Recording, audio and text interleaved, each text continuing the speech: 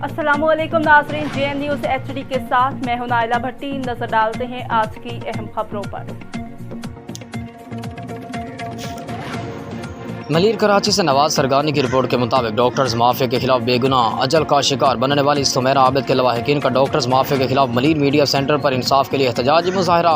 जब तक काबिल डॉक्टर गुलाम अली नरेजो को गिरफ्तार नहीं किया जाता, गुलशन हदीद में वाक़ प्राइवेट आयशा अस्पताल को बंद नहीं किया जाता, एहतजाज जारी रहेगा।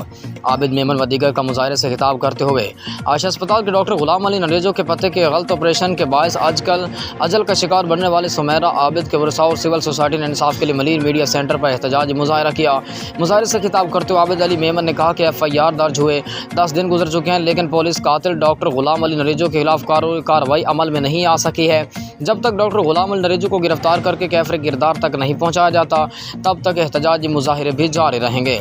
सिंध अवामी सिंध के सजाद रिंद ने अपने खिताब में कहा कि गुलशन हदीद समेत कराची के कई अस्पताल कोस खाने बन चुके हैं, जहां चंद रुपयों के लिए इंसानी जानों के साथ खेला जा रहा है।